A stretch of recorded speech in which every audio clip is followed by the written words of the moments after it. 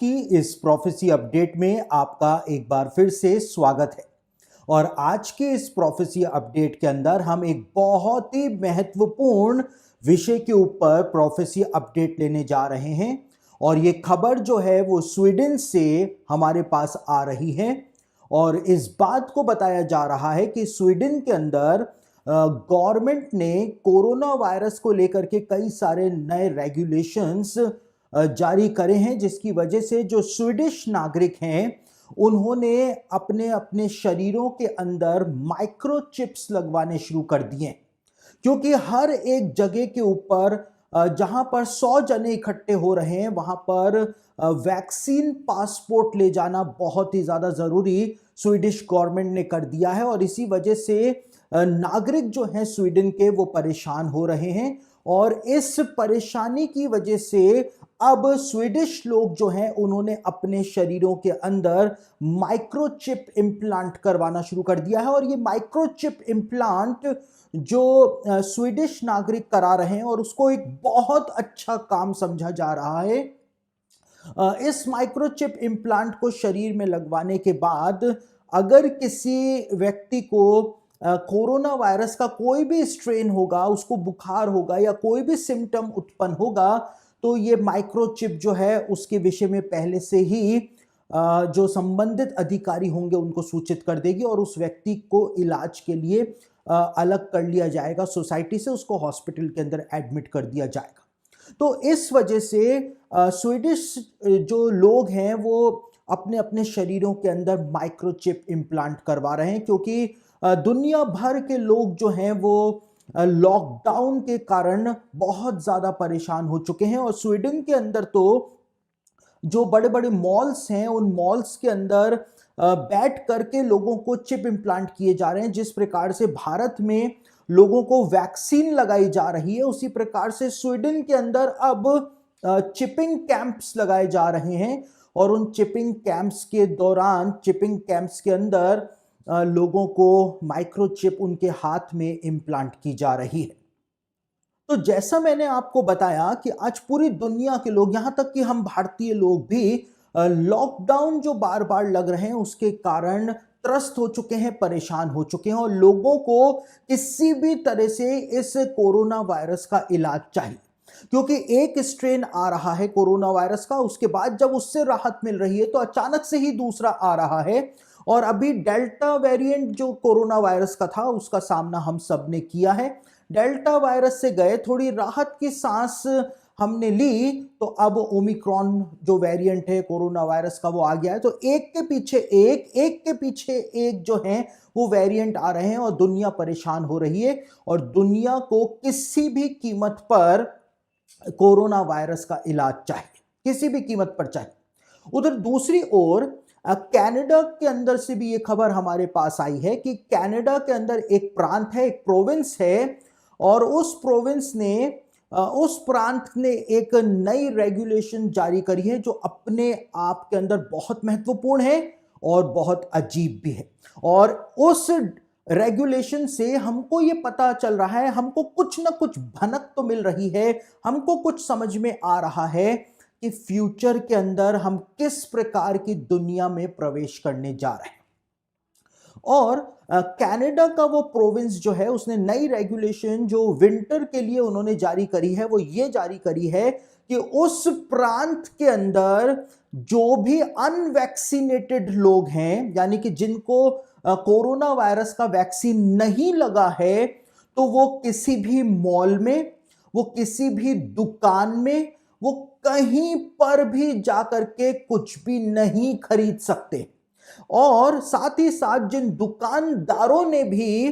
Corona virus के vaccine को नहीं लिया है, जो दुकानदार अनवैक्सीनेटेड हैं, वो किसी भी व्यक्ति को सामान बेच नहीं सकते। यानी कि अगर घर में कुछ भी नहीं है खाने को, उसके बावजूद जो लोग अपना वैक्सीन सर्टिफिकेट्स नहीं दिखाएंगे उनको कहीं से भी कुछ भी खाने पीने का सामान नहीं मिलेगा। ये कनाडा के एक प्रोविंस ने नई रेगुलेशन जो है वो जारी करे हैं विंटर्स के लिए।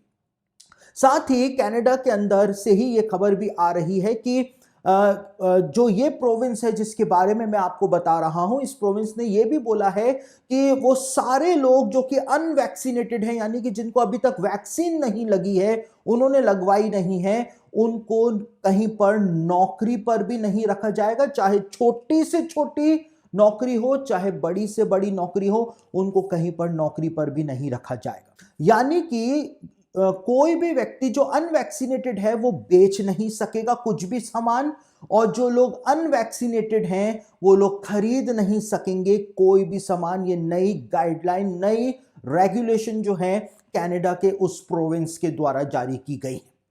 तो यहां पर हमको क्या दिखाई दे रहा है? हमको ये दिखाई दे रहा है कि दुनिया अब एक दूसरे ट्रैक की तरफ रवाना हो चुकी है, जहां पर लॉकडाउन्स की वजह से, कोरोना वायरस की वजह से जो सोशल लाइफ लोगों की खराब हो रही है, उससे बचने के लिए अब लोग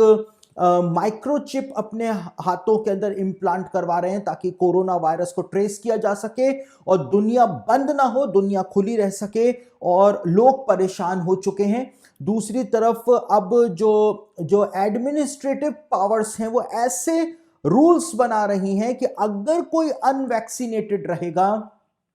तो उसको ना तो कुछ चीज वो खरीद सकता है और ना ही कोई चीज वो बेच सकता है। तो ये खबरें जो हैं, ये अपडेट्स जो है बीते दिनों में हमारे सामने आई हैं स्वीडन से और कनाडा से, और इससे हमको पता चलता है कि दुनिया किसी दूसरी तरफ अब रवाना हो चुकी है और कोरोना वायरस के इलाज के रूप में दुनिया जो है वो विकल्प तलाश रही।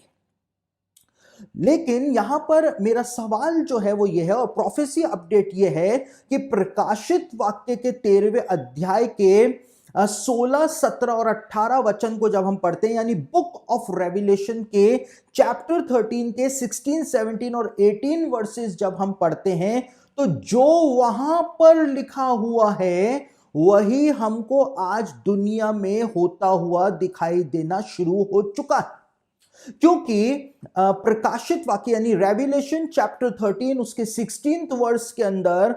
यूहन्ना ने इस बात को कहा कि उसने छोटे बड़े धनी कंगाल स्वतंत्र दास सबके दाहिने हाथ या माथे पर एक मार्क करा दिया, एक छाप करा दी कि उसको छोड़ जिस पर पशु का नाम, उसके नाम का अंक या वो छाप नहीं हो और कोई दूसरा लेन देन ना कर सके। यानी कि मार्क ऑफ द बीस्ट, पशु की छाप जिस व्यक्ति के ऊपर नहीं होगी वो लेन देन नहीं कर सकेगा, यानी ना तो कुछ बेच सकेगा और ना ही वो कुछ खरीद सकेगा। तो मार्क ऑफ द बीस्ट की पहचान जो यूहन्ना के द्वारा बताई गई है वो इस प्रकार की बताई गई है कि ना तो कोई कुछ खरीद सकेगा और ना ही कोई कुछ बेच सकेगा।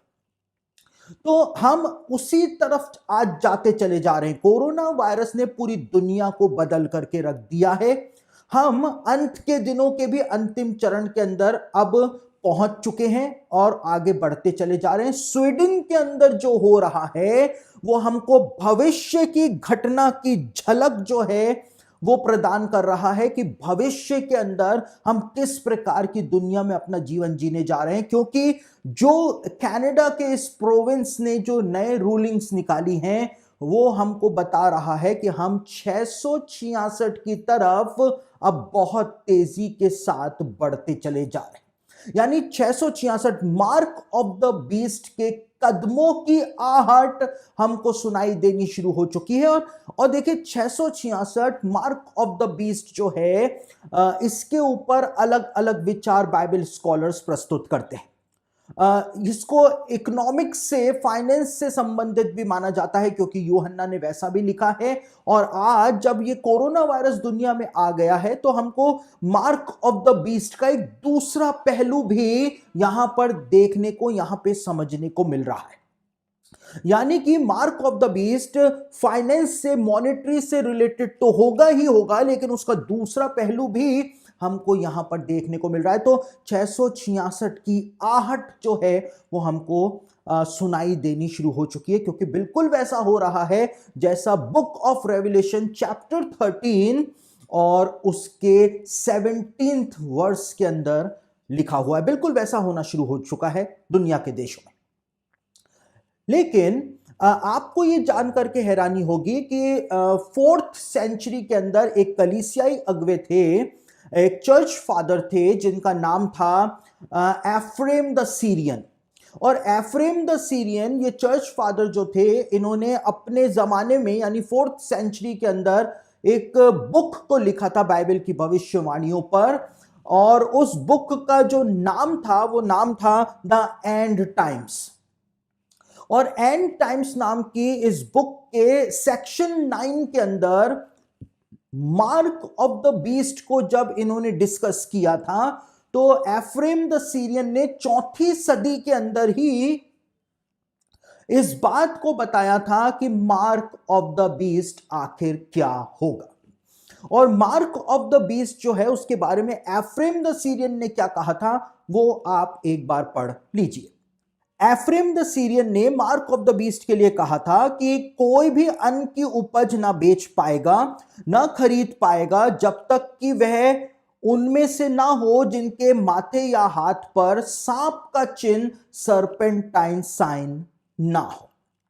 यानी एफ्रेम द सीरियन जो थे उन्होंने 4th सेंचुरी के अंदर इस बात को कहा था कि मार्क ऑफ द बीस्ट क्या होगा, मार्क ऑफ द बीस्ट जो है वो सर्पेंटाइन साइन होगा, यानी सर्प का निशान होगा। दूसरी तरफ आज आप इस बात को देख सकते हैं कि दुनिया में इस बात को बोला जा रहा है, खास तौर से कनाडा के अंदर ही आप इस बात को देख लीजिए कि इस बात को बोला जा रहा है कि जो अनवैक्सीनेटेड होगा, जिस पर वैक्सीन नहीं लगी हुई होगी, वो उसको कहीं से भी वो कुछ खरीद नहीं सकता है, कहीं पर जा नहीं सकता है, कुछ बेच नहीं सकता है, उसको नौकरी पर भी नहीं रखा जाएगा, और नौकरी पर होगा, अनवैक्सीनेटेड होगा तो उसको हटा दिया जाएगा। तो ये वैक्सीन्स जो आज लगाई जा रही हैं, पूरी दुनिया में वैक्सीन्स जो हैं वो WHO के द्वारा प्रमाणित हैं, अप्रूव्ड है। और WHO का जो एम्बलम है, यदि आप उसको देखें तो वो एक सर्पेंटाइन एम्बलम है, एक सर्पेंटाइन निशान है, सर्प का निशान है। तो हो सकता है, मैं बिल्कुल श्योरिटी के साथ नहीं बोल रहा हूं, लेकिन हो सकता है कि मार्क ऑफ द बीस्ट जो है वो कोरोना वायरस के इलाज के रूप में ही भविष्य के अंदर सामने आए। प्रकार के अनुमान से मुंह नहीं मोड़ सकते हैं, क्योंकि दुनिया बहुत तेजी के साथ बदल रही है, दुनिया दूसरी तरफ जा रही है। तो ये अपडेट्स जो आ रही हैं पूरी दुनिया में से, ये अपडेट्स हमको बताती हैं कि हम 666 की ओर चलना शुरू हो चुके हैं, और मार्क ऑफ द बीस्ट के कदमों की आहट हमको सुनाई देनी शुरू हो चुकी है। तो